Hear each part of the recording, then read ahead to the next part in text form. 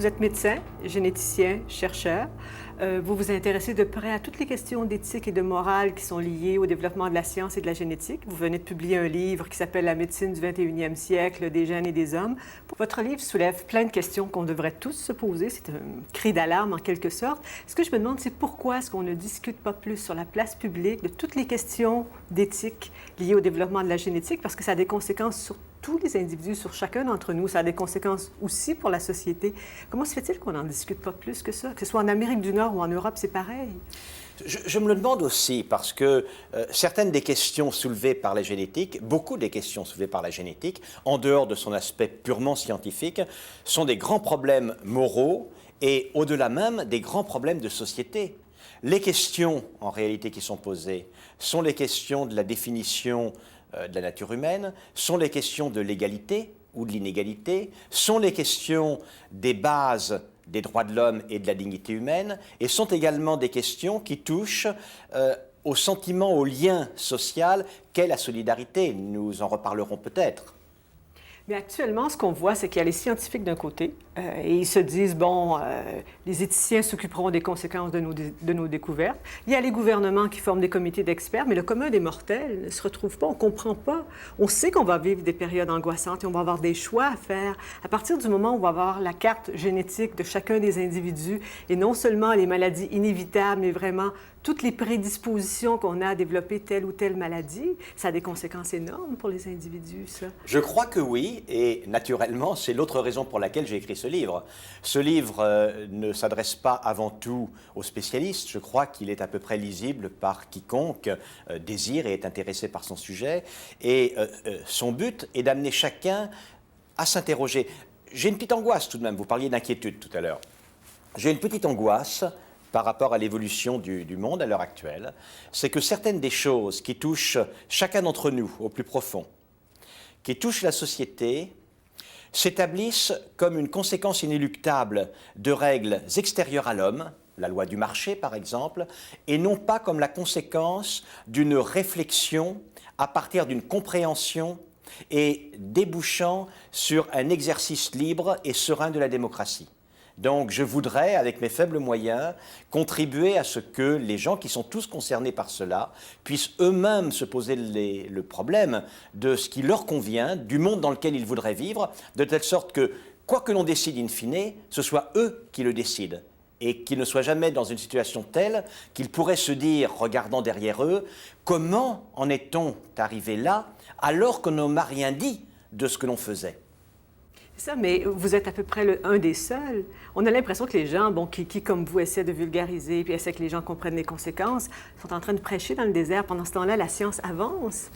D'ici une dizaine d'années, vous dites, moi, ça m'a étonné que ce soit si court, vous dites que même les gènes des maladies polygéniques comme toutes les formes de cancer, le diabète, l'obésité, l'hypertension artérielle, on va être en mesure de pouvoir détecter ça chez les gens.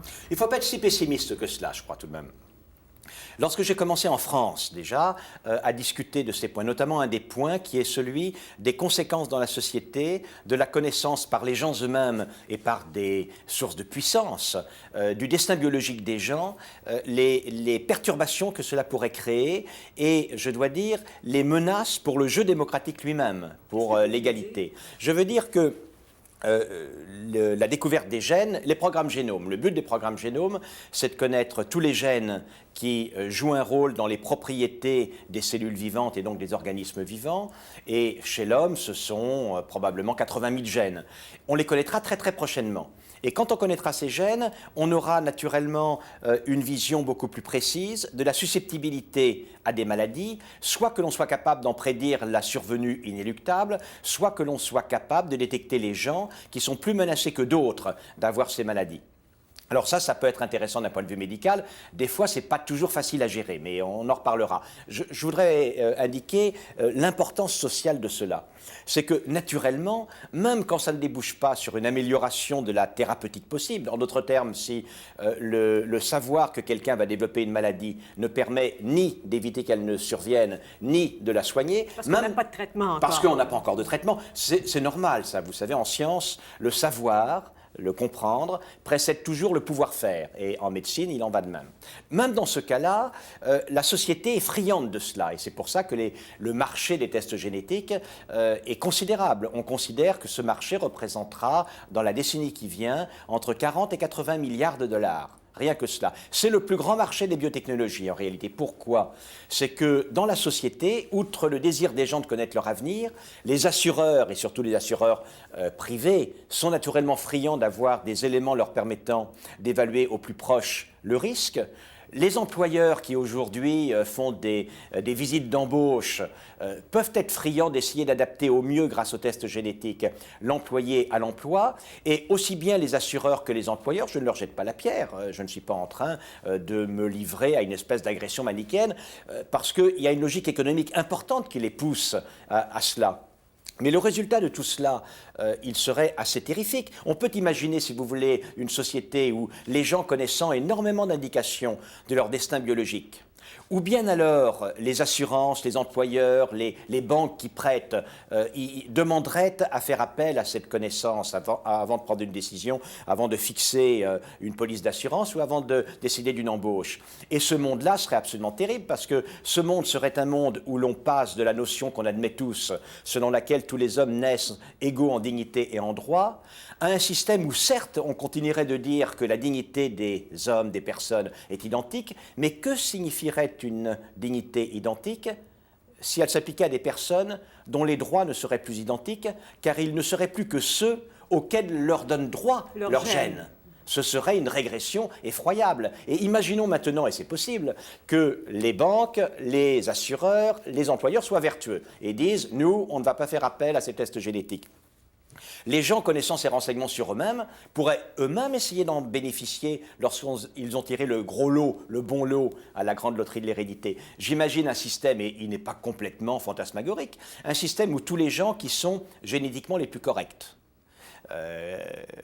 se rassembleraient entre eux en disant « nous n'avons pas beaucoup de risque d'avoir un cancer, pas de risque d'avoir une maladie d'Alzheimer avec une démence sénile, nous avons des gènes qui nous assurent une longévité importante, nous ne devrions pas avoir d'athérome, ni d'infarctus du myocarde, ni d'hypertension artérielle, ni d'obésité, donc on devrait rester vieux, fort, intelligent, en bonne santé.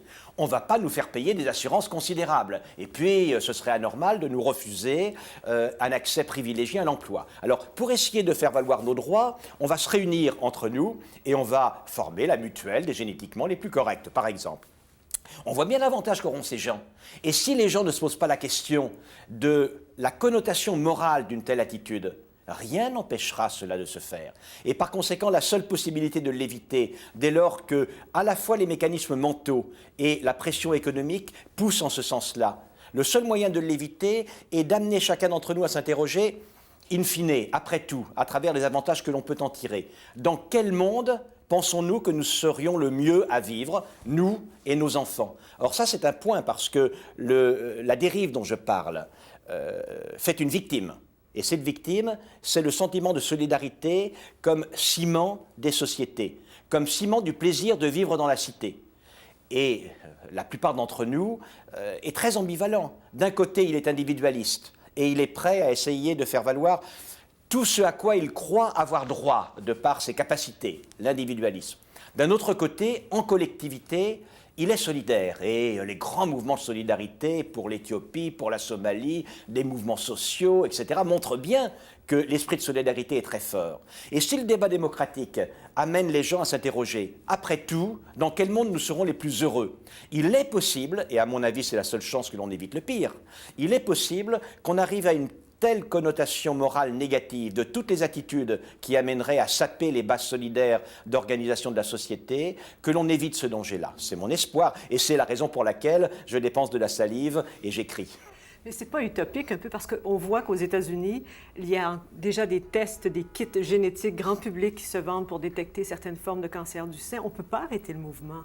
Et vous dites vous-même que les gens sont curieux, que les gens vont vouloir savoir. À partir du moment où les gens vont vouloir savoir, les conséquences vont venir ensuite. Vous avez raison, mais comme je le disais, le pire n'est jamais sûr, le meilleur non plus. Et aux États-Unis, d'un côté, il y a effectivement ces kits qui commence à être en vente libre. Et en même temps, il y a une très grande mobilisation, non seulement des instances scientifiques, mais également des instances politiques. La FDA se saisit d'une réglementation des kits. Il y a plusieurs États américains qui ont pris des lois interdisant de se servir des éléments génétiques dans les sélections à l'embauche ou les sélections à l'assurance. Donc on voit les deux mouvements. On voit le mouvement qui est celui de la pression de la loi du marché, de la logique économique, et on voit également un début, parfois efficace, de réaction de nature morale en disant « ça, non, parce que ça nous semble devoir porter atteinte au plaisir qu'on a de vivre ensemble ». Mais ça, tout ce dont on parle, c'est pour la période transitoire où on va pouvoir identifier les gènes, mais où on n'aura pas de traitement pour les maladies. À partir du moment où on va avoir des traitements pour les maladies, la discrimination sera moins grande parce qu'on pourra régler les problèmes. Mais quand on parle de phase transitoire, on parle de combien d'années, de combien de générations qui vont se retrouver dans cette phase angoissante-là? Ça dépend des maladies, naturellement. Il y a des maladies pour lesquelles déjà la médecine de prévision, la médecine prédictive, selon le nom qu'on lui donne, est un succès et une chance extraordinaire. Il y a une maladie qui est très très fréquente puisque le gène est présent chez une personne sur 10, mais on est malade quand on a 2 copies du gène, une copie de son père et une copie de sa mère, ce qui fait une personne sur 200 malades. Et ce gène est celui de l'hémochromatose. L'hémochromatose est une maladie qui se caractérise par une surcharge de fer, le métal, qui se met à empoisonner en quelque sorte le fonctionnement des glandes et du foie et de la peau. Donc la peau est bronzée, les gens sont diabétiques, ont une insuffisance hormonale, une insuffisance de fonctionnement des glandes et une cirrhose du foie et souvent un cancer du foie. Donc c'est une maladie très grave. On a trouvé le gène. La maladie ne survient jamais avant 20 ans et chez les femmes après la ménopause parce qu'elles sont protégées au départ par les pertes menstruelles. Eh bien justement, le traitement, il est simple. Il suffit que tous ces gens qui sont menacés soient donneurs de sang. Et si les hommes qui n'ont pas de règles donnent leur sang régulièrement, comme le sang contient beaucoup de fer, eh bien, on leur enlèvera le fer, évitant que cette surcharge n'apparaisse. Ils ne seront jamais malades.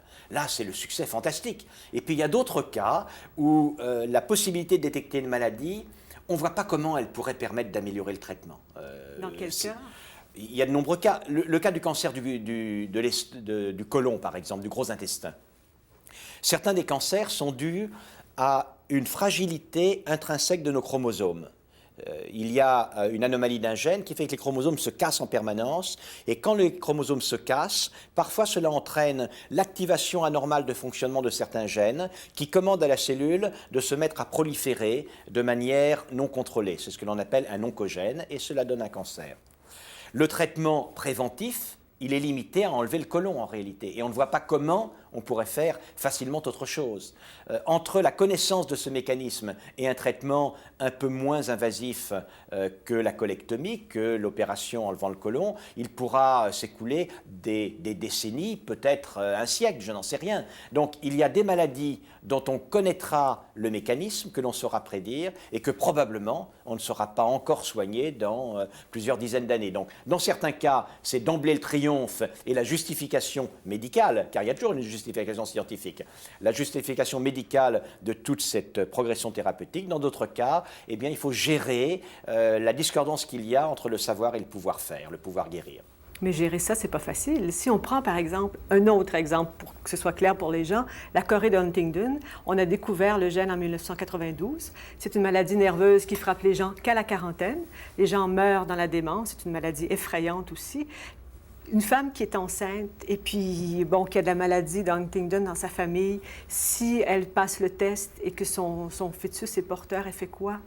Si elle se fait avorter, bon, ça règle les problèmes, c'est une décision difficile, mais en même temps, c'est une maladie qui ne frappe qu'à la quarantaine. Elle pourrait avoir un enfant qui pourrait avoir une vie normale jusqu'à 40 ans. Ça rend la décision de l'avortement encore plus difficile. Si l'enfant naît, est-ce qu'on lui dit qu'à 40 ans, il va avoir la maladie? Et puis sinon, si on ne lui dit pas, bon, si on pousse à l'extrême, cette personne-là peut avoir d'autres enfants et transmettre le gène aussi. C'est énorme, les problèmes que ça pose. Vous venez de définir très exactement et superbement, je vous en félicite, ce qu'est une tension éthique. Le problème de la décision à prendre dans une maladie comme la chorée de Huntington est typiquement le siège d'une tension éthique. J'appelle tension éthique un problème difficile, pour lequel il n'y a pas de réponse simple. La loi ne dit pas ce qu'il faut faire, Les codes de déontologie médicaux ne disent pas ce qu'il faut faire. La morale simple ne dit pas ce qu'il faut faire. Et il y a des arguments pour faire blanc et pour faire noir. L'argument pour faire blanc, c'est-à-dire faire le test et interrompre la grossesse, c'est que parfois les couples qui sont à risque savent qu'ils sont à risque et préfèrent, ayant vu autour d'eux mourir des gens atteints de la maladie, préfèrent ne pas avoir d'enfants plutôt qu'encourir le risque de mettre au monde un enfant programmé à avoir cette terrible affection. De l'autre côté, décider que l'on va éviter la naissance d'un enfant parce qu'il va avoir une maladie grave après 40 ans et ne pas bien considérer la valeur d'une vie qui peut être fantastiquement brillante et épanouie jusqu'à 40 ans, et nous connaissons tous des grandes vies qui disparurent avant 40 ans. D'autre part, c'est également ne pas avoir confiance en la médecine, car empêcher une vie d'advenir parce qu'un gène que l'on connaît est muté, gène qui manifestera son caractère désagréable 40 ans après, cela veut dire que l'on n'a pas la foi que la médecine trouvera les moyens de guérir la maladie, de l'éviter. Or, moi, j'espère bien que connaissant le gène de la chorée de Huntington, commençant à connaître les mécanismes, dans 40 ans, on saura la guérir. Donc, on se trouve typiquement face à une décision qui n'a pas de réponse simple et on trouvera son chemin en fonction de l'angoisse de la famille, de la demande de la famille, de tout un contexte.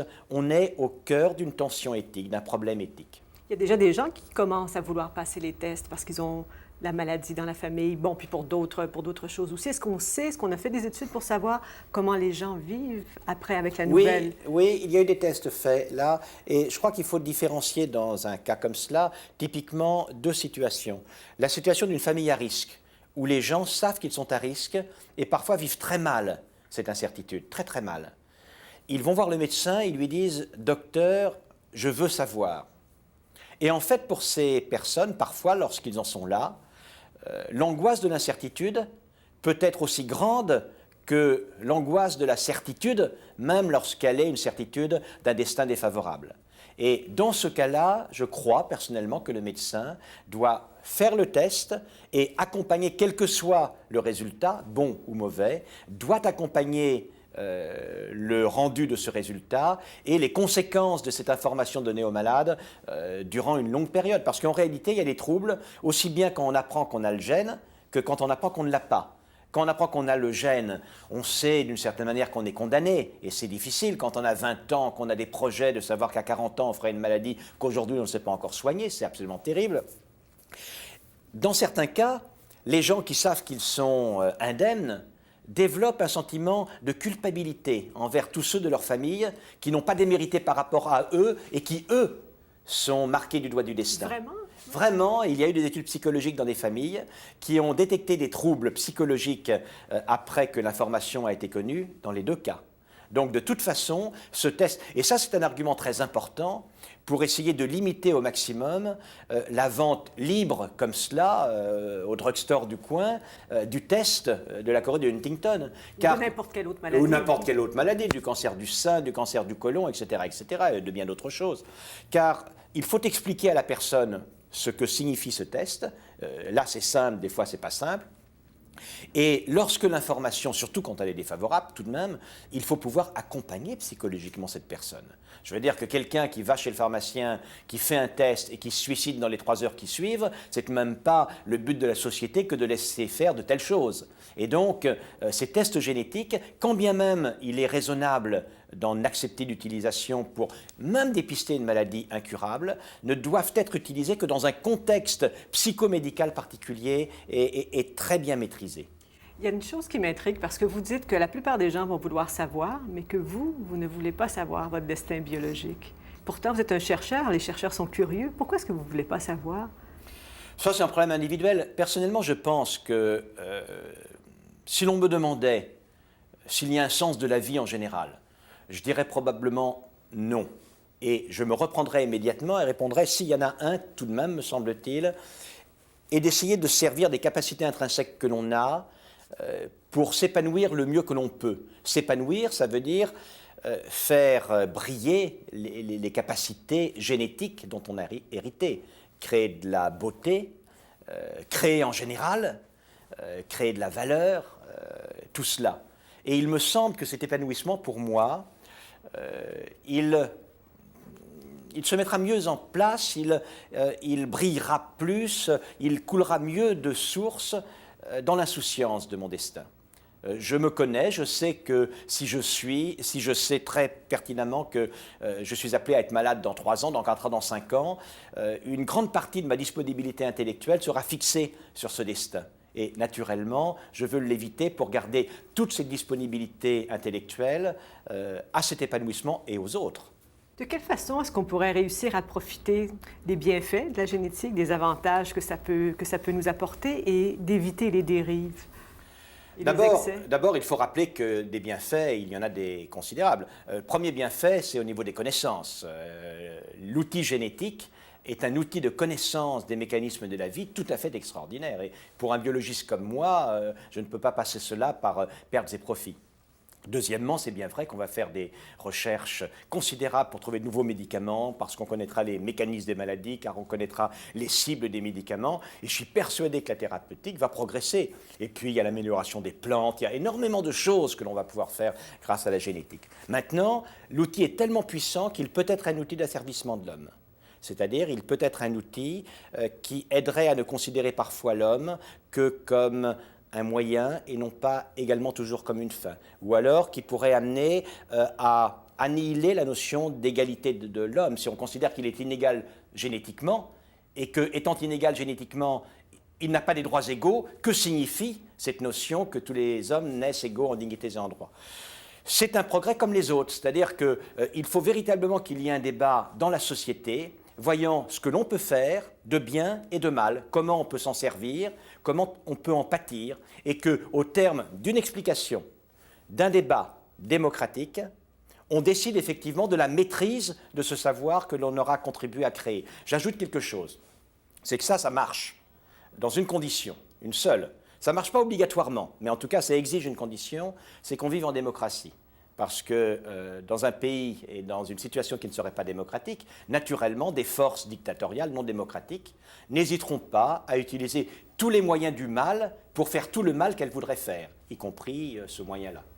Est-ce que les gens ne vont pas devenir aussi de plus en plus exigeants? C'est-à-dire qu'on veut, les gens qui veulent un enfant veulent un enfant à tout prix, ils veulent un enfant de plus en plus parfait. Les gens ne veulent plus vieillir, on veut vaincre toutes les maladies mortelles. Jusqu'où ça va nous amener? C'est une espèce de quête de perfection et d'immortalité. Est-ce qu'il va y avoir un frein à un moment donné? Là, il faut discuter. Est-ce que c'est vrai que les gens veulent des enfants de plus en plus parfaits? Je ne suis pas certain que l'on puisse accepter comme ça votre affirmation. C'est vrai que les gens ne veulent pas des enfants contrefaits et qu'il y a individuellement chez les parents une certaine propension, un certain désir d'eugénisme. Ça, c'est tout à fait incontestable. Il n'empêche que quand on pousse un peu plus loin, les parents sont prêts à aimer l'enfant qu'ils auront. Et je crois qu'il faudrait pas tellement développer la discussion sur ces problèmes pour amener la grande majorité de la société à reconnaître que le but, en réalité, c'est naturellement d'essayer d'avoir des enfants en bonne santé, c'est tout à fait normal, mais de se mettre en état d'avoir les moyens, non pas d'avoir les enfants que l'on veut, mais d'aimer les enfants que l'on a. Et je ne suis pas persuadé que cette manière de voir soit complètement utopiste. Ne pas mourir, est-ce que c'est vrai que les gens voudraient ne pas mourir? Je ne suis pas complètement certain que ce soit vrai. On veut repousser toujours. On veut surtout vivre tant qu'on n'est pas mort. Et je considère que l'objectif est légitime. Mais vous demandez à des gens s'ils aimeraient être immortels, je ne suis pas sûr. Les gens, effectivement, aimeraient bien être en pleine possession de leurs capacités mentales et garder des moyens physiques leur permettant de jouir de la vie jusqu'à leur mort. En revanche, est-ce qu'il y a un réel désir d'immortalité? Je n'en suis pas complètement persuadé. Personnellement, je ne l'ai pas. Je ne l'ai pas pour 2 raisons d'abord. Il y en a beaucoup, si vous voulez, mais 2 principales. La première, c'est que j'ai l'impression que si, dans ma vie, je sais qu'il y a un mot début et un mot fin, je connais certaines des règles du jeu, je peux m'en servir pour donner le meilleur de moi-même. Il y a une certaine contrainte, certainement, mais dans cette contrainte, elle m'oblige, elle me contraint également, elle me contraint à faire un effort. Et deuxièmement, les pièces trop longues deviennent ennuyeuses. Quand on regarde tous les progrès, tout ce qui s'annonce en génétique, qu'est-ce que vous aimeriez voir de votre vivant, qui serait votre plus grande satisfaction? Comme médecin et comme scientifique. Comme médecin, ce serait, on est encore très loin d'y parvenir réellement, ce serait que l'on puisse stopper certaines maladies qui sont un peu les signes inéluctables du malheur de la destinée. Ces maladies génétiques, certaines sont tout à fait fréquentes avec des enfants handicapés dont la vie n'est jamais belle très souvent. Et c'est vrai que si on pouvait intervenir dans ce destin-là, comme généticien, comme médecin, c'est quelque chose qui me ferait un plaisir vraiment tout à fait extraordinaire. Comme scientifique maintenant, mais comme esthète aussi, je suis passionné, je suis émerveillé par la beauté des interactions qui donnent cette splendeur qui est une cellule vivante, cette splendeur qui est la réunion de cellules vivantes pour donner un pétale de rose, un petit lapin ou a fortiori un homme, et mieux comprendre un peu comment tout cela a été possible, comment tout cela marche, crée chez moi beaucoup de joie en fait. Je vous remercie beaucoup. Je vous en prie.